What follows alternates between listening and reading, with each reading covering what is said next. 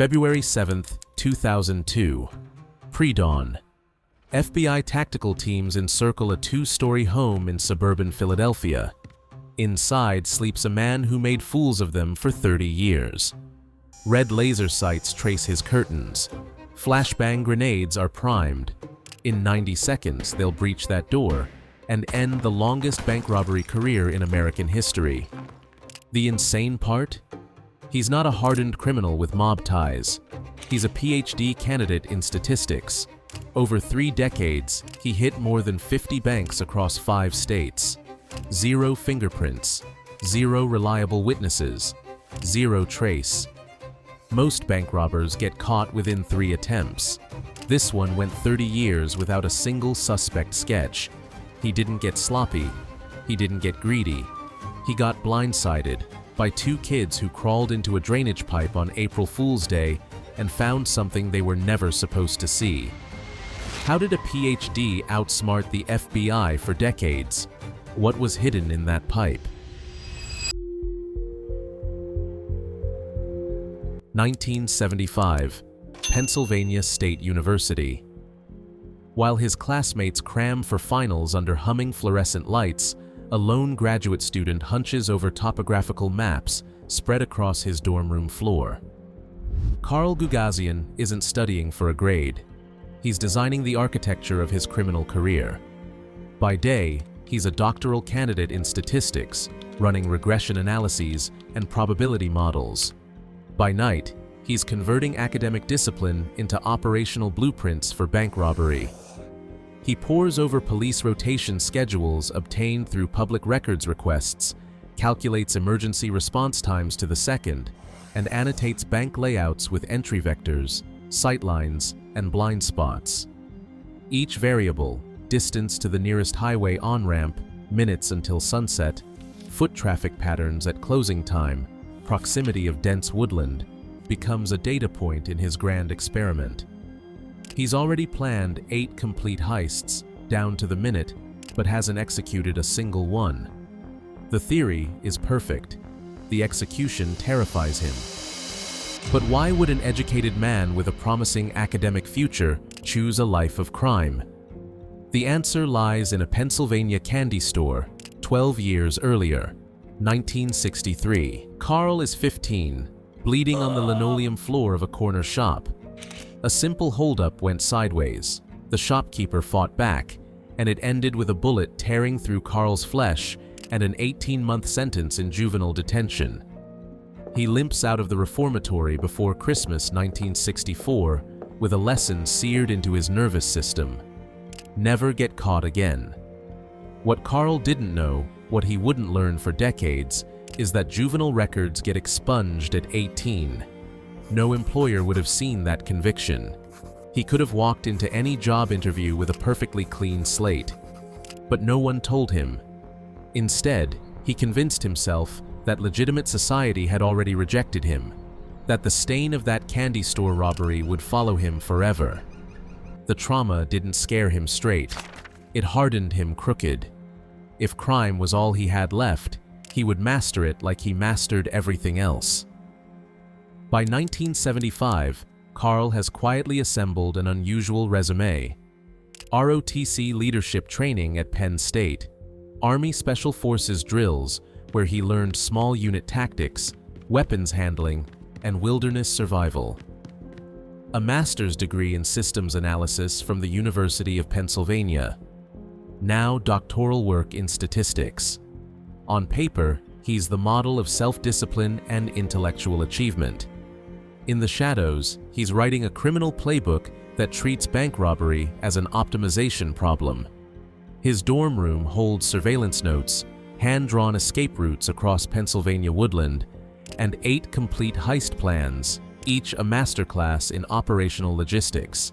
He's memorized every detail, rehearsed every contingency, but he hasn't crossed the threshold from theory to action. The gap between calculation and chaos terrifies him. What happens when an elegant equation meets the messiness of reality? If you're enjoying this breakdown of criminal methodology, hit subscribe, because Carl's about to answer that question himself. Friday evening, 1973. Raleigh, North Carolina. A small branch bank sits quiet under gray winter sky, its neon sign flickering in the cold. Across the street, a stolen car idles in an empty lot, exhaust pluming white against the darkness. Behind the wheel, Carl grips the steering column so hard his knuckles blanch. Years of research, months of scouting this specific location, dozens of rehearsals in his mind. Everything comes down to the next 60 seconds. He pulls a rubber Halloween mask over his face, a grotesque werewolf design he bought at a costume shop 3 states away, and checks the pistol at his side. Loaded. Safety off.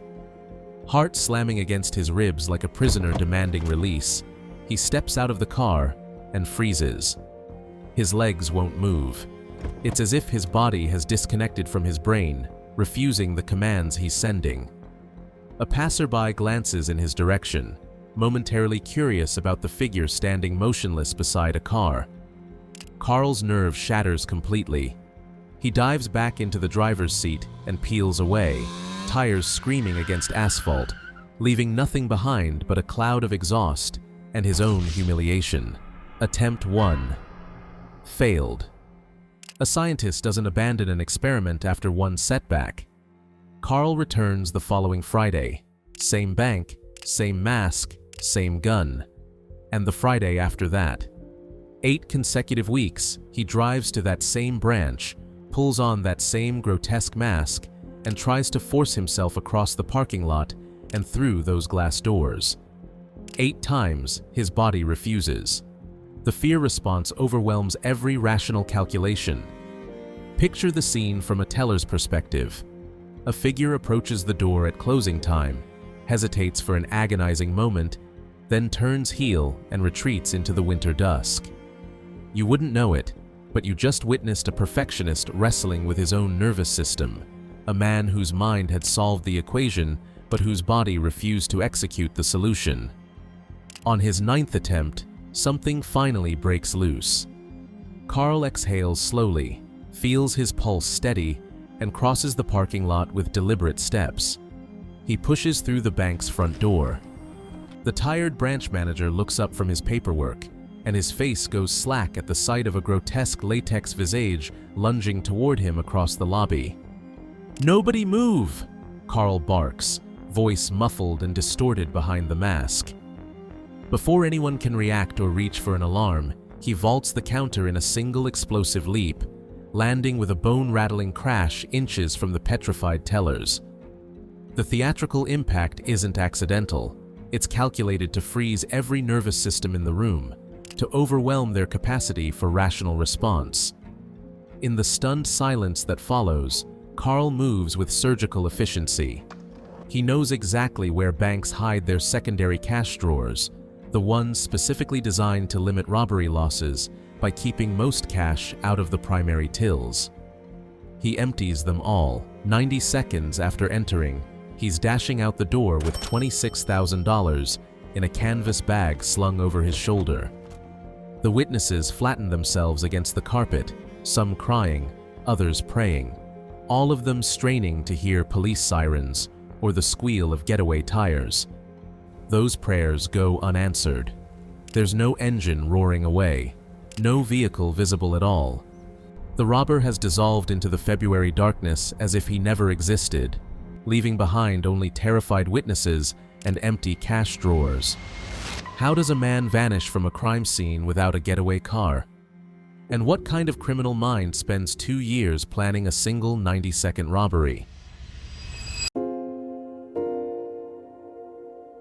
The first heist is a success, but for Carl Gugasian, it's merely proof of concept.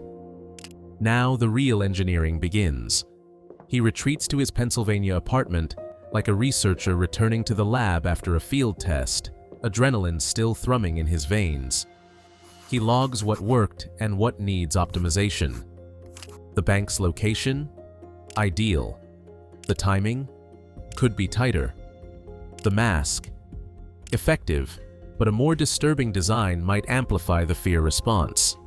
He adjusts parameters with cold detachment, refining his robbery algorithm toward theoretical perfection. Over the following years, Carl constructs a method so precise it functions like a checklist for the ultimate heist. Target selection. He avoids major cities and chooses small-town banks on sleepy outskirts, but with one non-negotiable feature. Every target sits adjacent to dense woodland, with a highway on-ramp within 2 miles. To an ordinary criminal, a rural branch might seem too small time. Carl sees the whole map. Woods provide cover. Highway provides vanishing point. Reconnaissance. For days before each job, he moves into the forest outside the bank. Picture him in camouflage, bivouacked behind a tree line for 48 hours, noting every detail through binoculars. He learns which employee steps out for a cigarette at 4 p.m. He times the Friday cash delivery to the minute. He tracks which streets patrol cars cruise at dusk. He prefers autumn and winter for the early darkness they provide. Timing. Always Friday evening, 10 minutes before closing. Carl's statistical training confirms this window as optimal. Maximum cash on hand from a week's deposits. Minimal customers remaining. Staff fatigued, mentally checked out for the weekend. Local police stretched thin with shift changes and DUI checkpoints. He manages every controllable variable. To the extent luck can be engineered, he engineers it. Psychological warfare. Carl adopts a signature disguise, a grotesque horror movie mask molded tight to his face. One favorite, a customized Freddy Krueger design with garish neon scars for extra menace. He pairs it with bulky clothing to obscure his build, sometimes adding platform shoes or adopting a crouching gait to confuse witness estimates. Some tellers later recall the robber being 5 feet 4 inches. Others swear he stood over 5 feet 10 inches. The disguise and misdirection create maximum confusion in those critical first seconds of terror. Shock and awe. Carl moves fast. The moment he breaches the doors, he issues a sharp command. "Don't move! Don't look at me!" Knowing human nature compels a defiant glance. When they do look, he ensures it's the most frightening sight of their lives. He scuttles across the lobby in a low crab walk, masking his true height, then vaults the counter without warning. The move is so sudden, witnesses describe it as superhuman. By the time their brains process what's happening, he's already behind the teller line, weapon drawn, scanning for die packs and alarm buttons. He clears cash drawers with practiced speed, including the hidden secondary tills that most robbers never discover. Average take, around $25,000 per job, far above the few $1,000s that impulsive bank robbers typically scrape together. Carl treats each heist like a surgical procedure. Precise incisions, minimal trauma, finished before the body can mount a response. The disappearing act. Here lies Carl's true genius. There's no getaway car, no accomplice peeling out with screeching tires. The instant he bursts through the bank's front door, he sprints into the tree line and vanishes. Within moments, he reaches a pre-positioned cache, a buried PVC pipe he prepared earlier that week. Inside waits everything he needs: a dirt bike, camouflage outerwear, spare ammunition, water. He strips off the mask and deposits it with the cash and weapon. Then he mounts the bike and navigates forest trails no police cruiser can follow. 2 miles later, he emerges at the woodland's edge, where a plain white panel van sits parked. He rolls the bike up a ramp, slams the doors, and merges onto the interstate, just another vehicle blending into Friday night traffic. If a patrol officer had pulled him over 5 minutes after the robbery, they'd have found a sweating, slightly winded middle-aged man in a beat-up van. No mask, no weapon, no money. Just an innocent citizen heading home from a late errand. The cash sits buried in the woods. Carl retrieves it weeks or months later, after the investigation has gone cold. Crime, woods, cash. Bike, van, highway, gone. Law enforcement agencies across multiple states soon realize they're dealing with an extraordinary criminal. Bank security cameras capture only a masked blur vaulting a counter. Crime scenes yield almost nothing. Carl even douses himself with scent-blocking spray to throw off K9 units. No fingerprints, no hair, no getaway car sightings, no reliable witness descriptions. Investigators, grasping for any identifier, dub the Phantom the Friday night bank robber. The nickname is almost comically bland, just a description of his timing, but that's precisely the point. He doesn't want notoriety. He wants to be a faceless blip in the crime statistics. The less memorable, the safer. But Carl isn't the only one learning from each robbery. The FBI is slowly building a profile. What happens when an unstoppable pattern meets an immovable investigator? And can Carl's algorithm account for the one variable no equation can predict?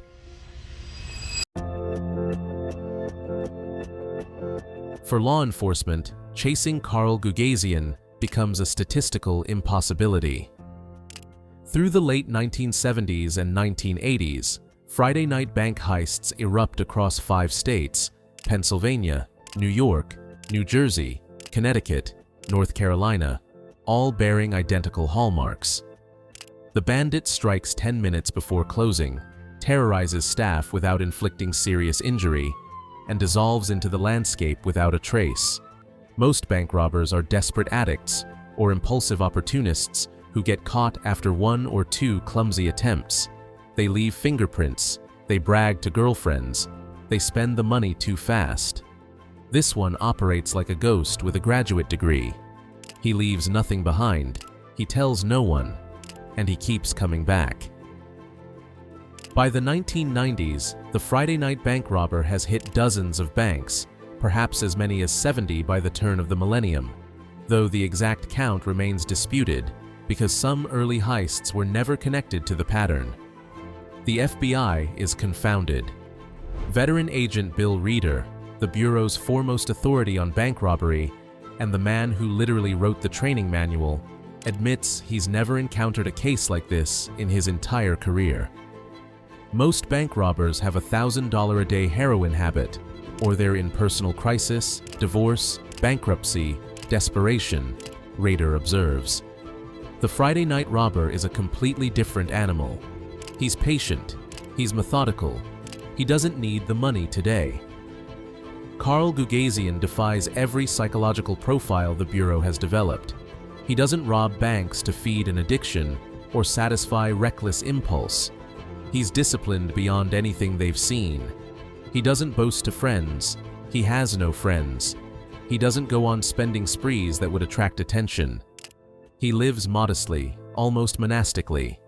He robs 1 or 2 banks per year, buries the proceeds in PVC tubes scattered across forest land, and returns to his unremarkable suburban existence as if nothing happened. If you lived next door to Carl in the 1990s, you'd have noticed an unassuming middle-aged man with a strict routine. He jogs at odd hours, sometimes midnight, sometimes 4 a.m., wearing a weighted backpack that looks military grade. One neighbor jokes that Carl might be CIA or some kind of spook, given the secretive habits and those pre-dawn runs through the neighborhood. In truth, he's maintaining peak physical condition for his missions, ensuring he can sprint through dense woodland and vault bank counters well into his 50s.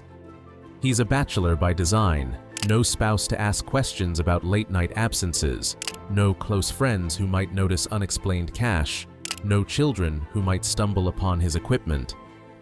Every facet of his life optimizes for a single purpose: robbing banks without getting caught.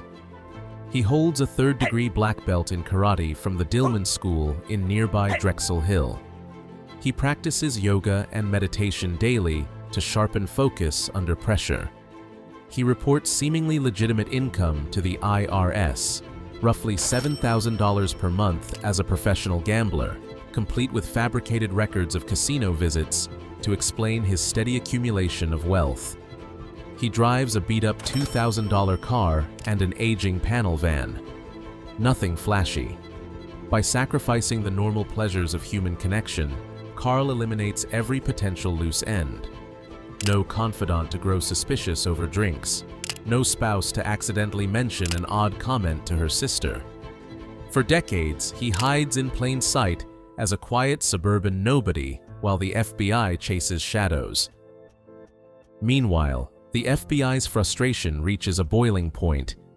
In field offices from Philadelphia to Raleigh, agents juggle countless violent cases, drug rings, kidnappings, murders.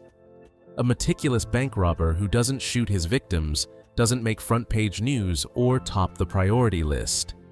Many of the Friday Night Robbers' early case files gather dust, lost in jurisdictional divides and expiring statutes of limitation. By the time a determined agent named Raymond Carr starts connecting dots in the 1990s, decades of evidence lie scattered across dozens of small-town police departments. Carr assembles a profile. The perpetrator is likely a lone male, probably military-trained, around 50 years old, extremely athletic, approximately 5 feet 6 inches, with an academic or technical background. The description sounds like a vigilante from a thriller novel, but nothing else fits. Carr suspects martial arts training and a penchant for wilderness survival. Without a name or face, the best they can do is circulate the generic nickname and quietly monitor for similar heists. Carl, for his part, treats the FBI task force as another variable to manage. He spaces out robberies to avoid obvious patterns. He rotates through distant states to prevent jurisdictions from coordinating. He never strikes the same region twice consecutively.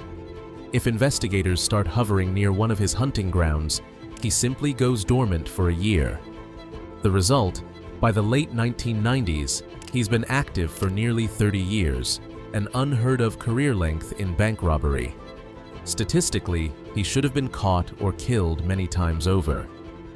Even Carl can't control every risk. In 1981, during a getaway in rural Pennsylvania, a patrol officer arrived faster than expected. Carl fired a single round, striking the officer in the leg. The officer survived. Carl escaped. On another occasion, a bank manager attempted a tackle. Carl pistol-whipped the would-be hero without hesitation. He spills blood only as a last resort, but when cornered, he doesn't hesitate. Each close call forces him to recalibrate. After the officer got too close, he expanded his escape routes.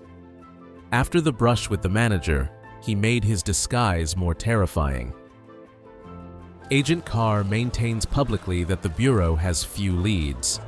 Privately, he knows this robber's luck can't last forever.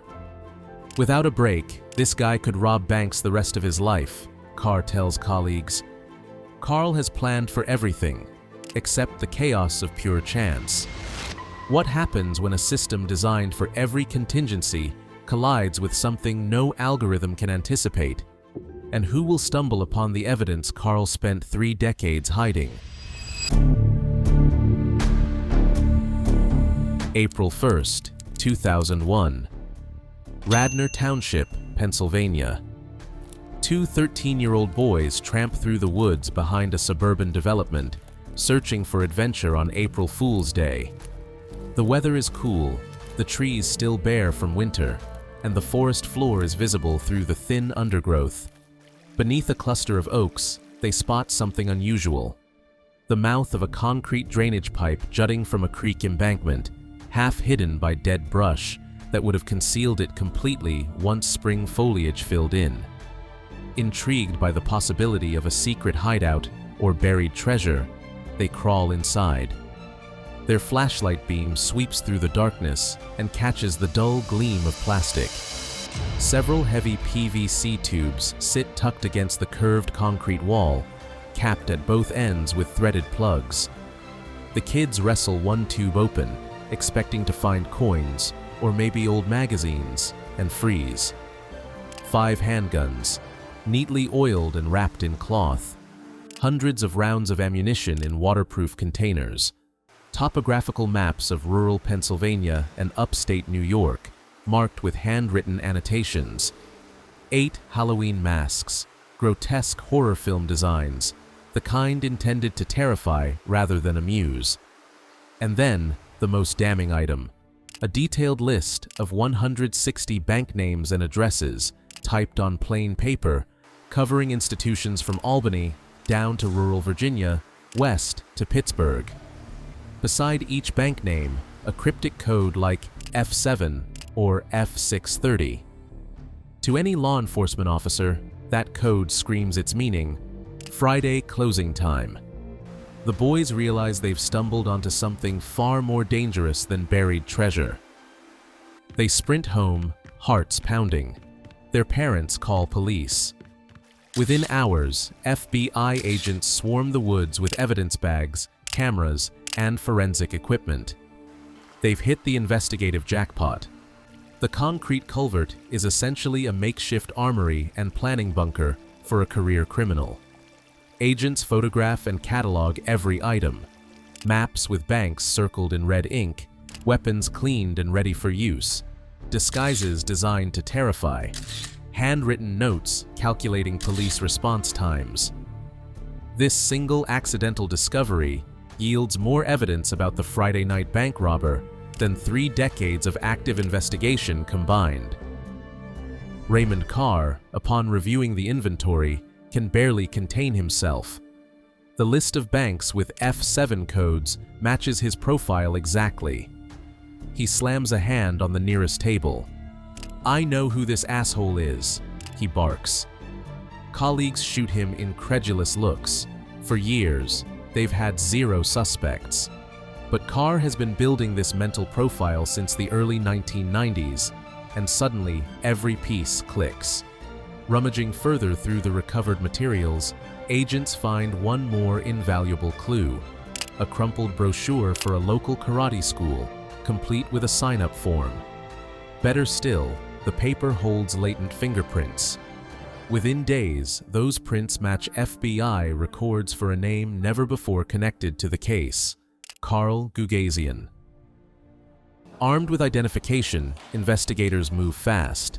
They visit the Dillman Karate School in Drexel Hill, just outside Philadelphia. "Do you have any students who fit this profile?"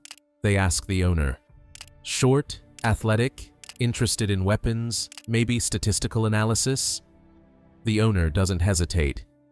"Oh, you mean Carl Gugasian?" At last, the ghost has a face. The FBI learns that Carl Gugasian is a 54-year-old resident of nearby Broomall, practically their backyard, son of Armenian immigrants, loyal and accomplished in his parents' eyes, Army veteran with Special Forces training, 3rd-degree black belt, multiple degrees, including doctoral coursework in statistics from Penn State. To the IRS, he's a self-employed statistical consultant and professional gambler reporting about $7,000 monthly, exactly the cover story someone would construct to mask unexplained cash. He lives modestly in a small apartment in Radnor.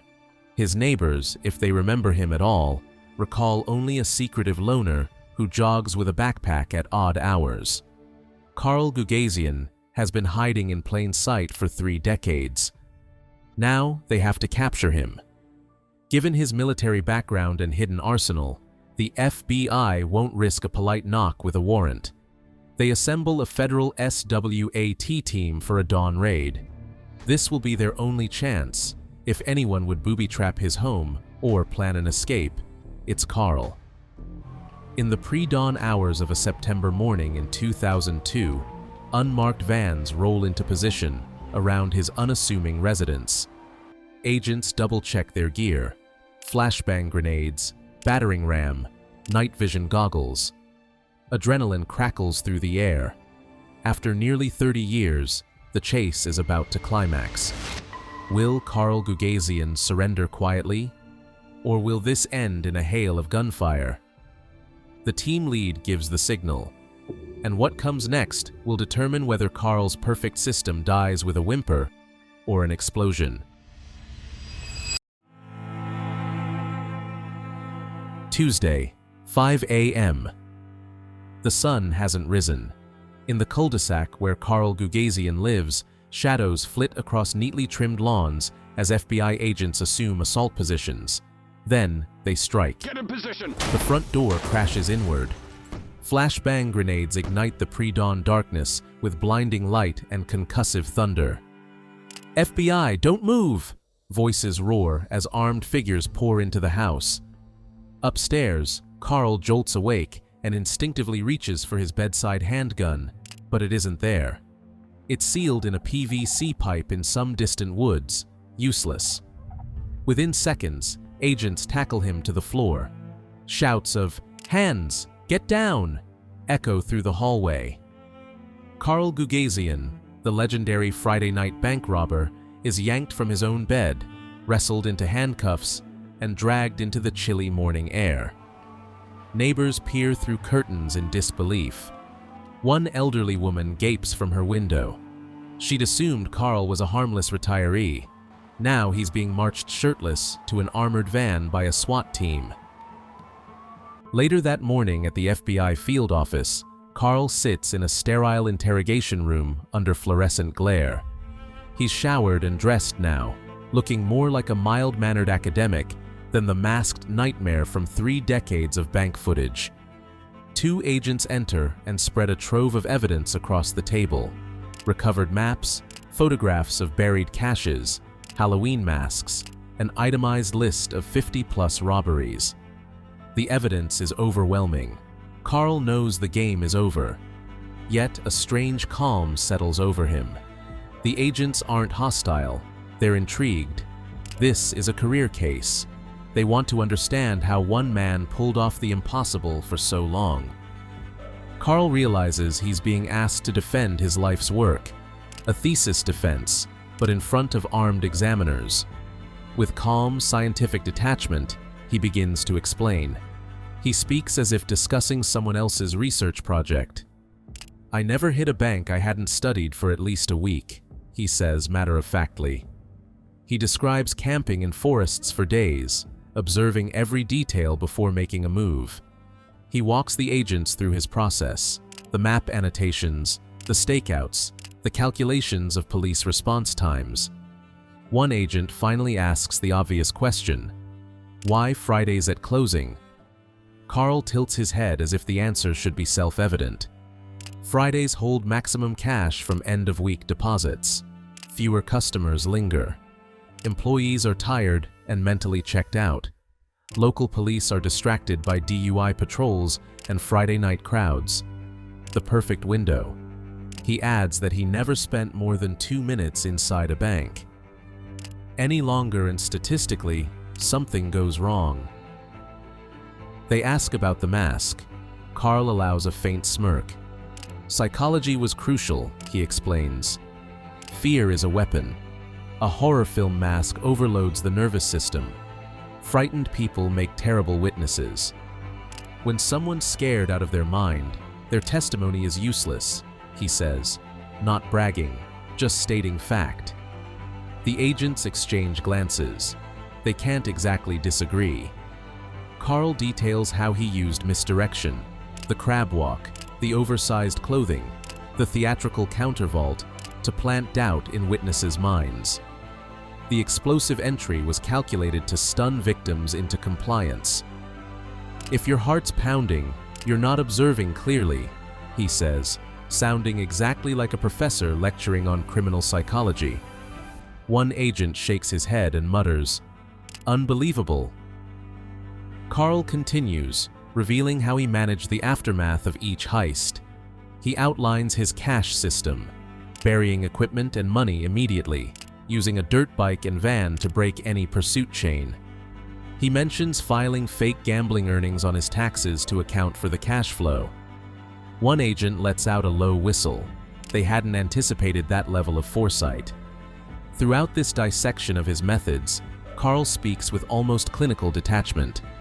But the mood shifts when an agent brings up the violence. "You shot a police officer. You pistol-whipped a manager." For the first time, Carl's composure wavers. He swallows. "I did what I had to," he replies quietly. He admits he once believed robbing banks was a victimless crime. Now he knows better. He's read the statements from tellers who suffered nightmares for years. "I was wrong," he says simply. It's the closest thing to an apology the agents will receive. When the debrief ends, Carl has delivered a masterclass in high-level heists. In exchange, he requests leniency. The government, eager to extract every insight from this unique criminal, agrees. In a plea deal, Carl confesses to dozens of robberies and volunteers to help the FBI understand what makes a heist succeed.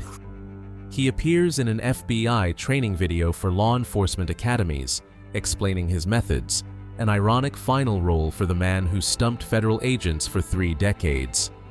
His extensive cooperation convinces a judge to drastically reduce his sentence. Instead of facing 115 years, Carl Gugasian receives 17. As he's escorted to a cell, one agent can only shake his head in reluctant admiration. Carl Gugasian truly did turn bank robbery into a science. But science has limits. No formula accounts for 2 teenagers crawling into a drainage pipe on April Fool's Day. No algorithm predicts a crumpled karate brochure with fingerprints. Carl optimized for everything within his control and discovered that control itself is an illusion. If you want to see what happens when another meticulous criminal builds the perfect system only to watch it collapse from a single overlooked variable, watch the story of Albert Gonzalez next.